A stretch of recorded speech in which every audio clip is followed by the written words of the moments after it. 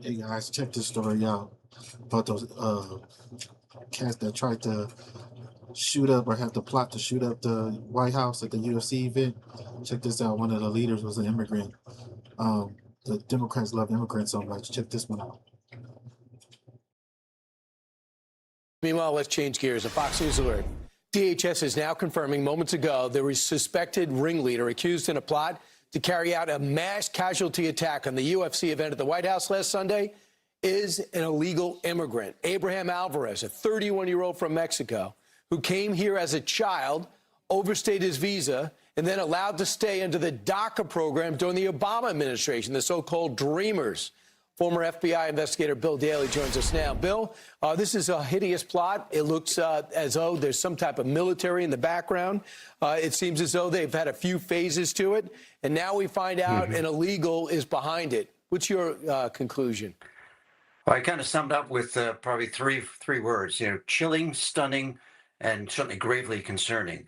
Brian, you just indicated that this individual, Alvarez, who I believe went by the handle as the Shepherd in this online chat through this encrypted app, was here overstaying his visa. We know that in 9/11, there were at least 5 or so of those hijackers who were here in the country who also overstayed their visa. So what have we not learned since that time?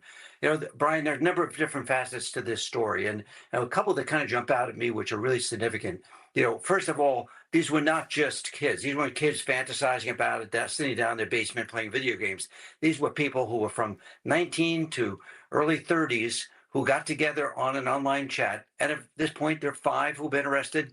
There are apparently about 23 people in total who are on this chat, and they all came up with this sinister plan to attack the White House and the UFC event. So here's what we know. They wanted to go out and start with attack drones.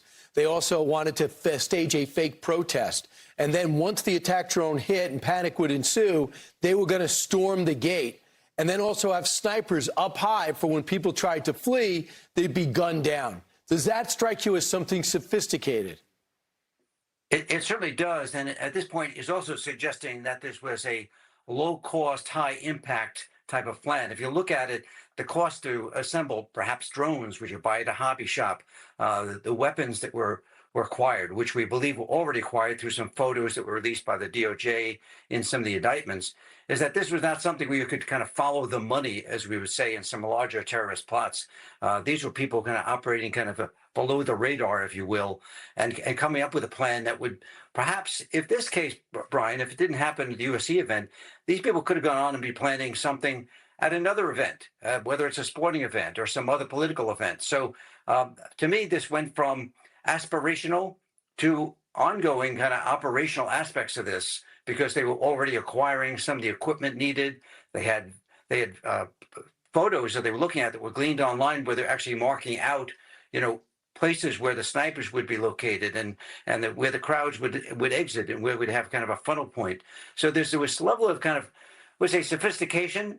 These were, amateurs, but amateurs are as dangerous as those people who are trained professionally. So here's what Daniel Esker's group on the chat message said. This was on May 22nd.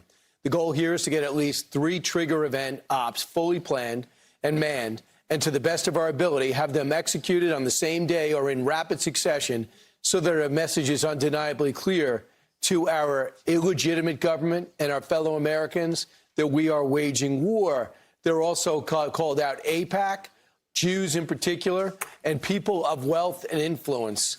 So this is very similar to what many on the left are running on, the oligarchy tour. You better, put your hand up if you're taking money from AIPAC. You better not if you're a Democrat. That seems to be some of the rhetoric adopted by these would-be killers. You're right, Brian, and that's why it's kind of chilling that these people, and again, we'll find out how many were actually involved in the planning of this. But first of all, it was kind of concerning that it was the mother of one of these individuals who notified the police, and then the FBI swiftly enacted in a very professional manner and intercepted and disrupted this plan. But it goes to show you is that of all these people, they were thinking like-mindedness. They were, and again, these are not just children. These are people who are adults who have been impacted, who have been, I'd say, kind of polluted by some of these views about anti-capitalism, anti-government, Yep. and they were looking to do something about it. And that's the scary thing, is that they were going about these plans. And again, as I said before, if it wasn't this event, perhaps it would have been at a different scale or at a different location. But they certainly appeared to be intent on committing these acts. All right. Thanks so much, Bill Daly. Appreciate it. Abraham Alvarez will be in court today. They got 5. They want to get as many as 23. We'll see if any of these guys are talking. All right. Thanks so much. Meanwhile, you got to thank the mom of one of these guys.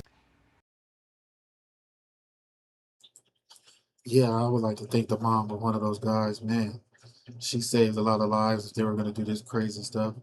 I mean, that's insane. They let an illegal immigrant, the shepherd he called himself, run this scale of operation. Is insane.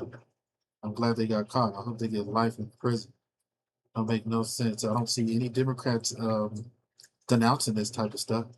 You know, the ICE protesters. I know y'all need to get out there and save this dude. I mean, they can do no wrong, right? So y'all have to be out there protesting to let him free, so that he can try this crap again. I don't get it. I mean, I don't see anybody denouncing it, but it is what it is. You know how it goes.